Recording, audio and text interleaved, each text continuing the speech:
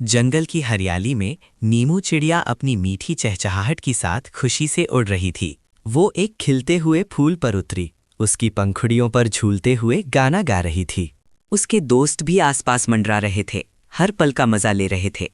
नीमू ने अपनी चोंच में दाना उठाया और खुशी खुशी अपने एक दोस्त के साथ बांटा। अचानक हवा का एक तेज झोंका आया और पेड़ से पत्तियां तेजी से गिरने लगीं। नीमू ने आसमान की ओर देखा, जो धीरे धीरे गहरा होता जा रहा था।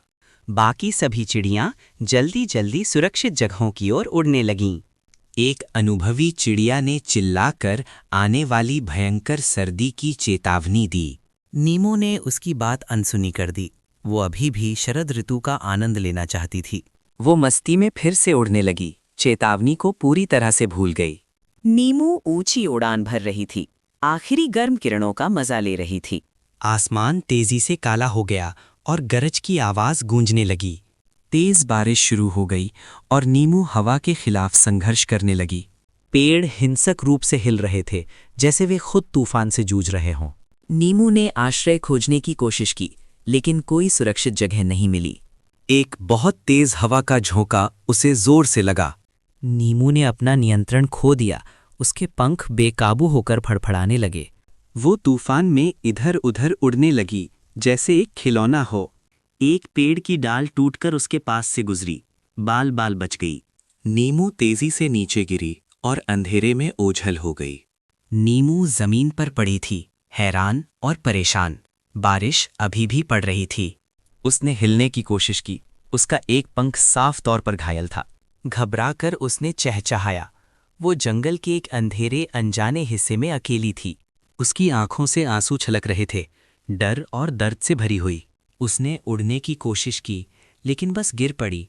उसका पंख जवाब नहीं दे रहा था। बारिश रुक गई, लेकिन ठंड बढ़ गई थी, जिससे कंपकपी छूट रही थी। नीमू ने खुद को एक बड़े पत्ते के नीचे छिपाने की कोशिश की।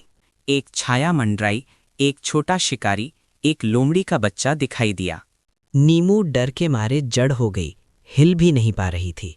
शिकारी ने सूंघा, फिर किसी और चीज से भटक कर चला गया। नीमू ने राहत की सांस ली।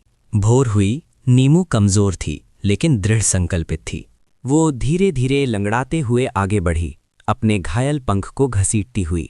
उसने दूर एक चमक या धुआं देखा, शायद किसी का ठिकाना हो। नीमू ने अपनी ताकत बटोरी और उस चमक की ओर बढ़ने लगी। वो एक बड़ी गुफा के मुहाने पर पहुंची। उसकी आंखों में झिझक और डर था। उसने अंदर से एक धीमी सी गड़गड़ाहट सुनी, जिससे दिल दहल गया। नीमू के पास और कोई चारा नहीं था। उसने धीरे से पुकारा, गुरु भालू धीरे धीरे शांति से बाहर आए। गुरु भालू ने नीमू को अपनी दयालु आंखों से देखा। नीमू डरकर पीछे हट गई, अभी भी डरी हुई थी। गुरु भालू ने अपने पंजे से एक बेरी उसकी ओर बढ़ाई। नीमू ने सावधानी से बेरी ली और खा ली। गुरु भालू ने धीरे से उसके घायल पंख की जांच की। उसने कुछ जड़ी बूटियों का उपयोग करके एक लेप बनाया। उसने उसे सावधानी से नीमू के पंख पर लगाया। नीमू ने दर्द से थोड़ा सिकुड़ी, फिर आराम महसूस करने लगी। गुरु भालू ने अपनी गुफा के अंदर उसके लिए एक आरामदायक घोंसला बनाया। नीमू गहरी नींद में सो गई, सुरक्षित महसूस कर रही थी। कई दिन बीत गए। नीमू का पंख ठीक हो रहा था। गुरु भालू उसे खाना लाते और उसे कहानियां सुनाते। नीमू ध्यान से सुनती, जंगल के तरीकों के बारे में सीखती। उसने गुफा के अंदर छोटी उड़ानें भरने की कोशिश की। उसका पंख अब पहले से ज्यादा मजबूत था। नीमू ने गुरु भालू को धन्यवाद दिया, जाने के लिए तैयार थी। गुरु भालू ने उसे चेतावनियों और आंतरिक शक्ति के बारे में अंतिम सलाह दी। नीमू गुफा से बाहर उड़ी, मजबूत और आत्मविश्वासी।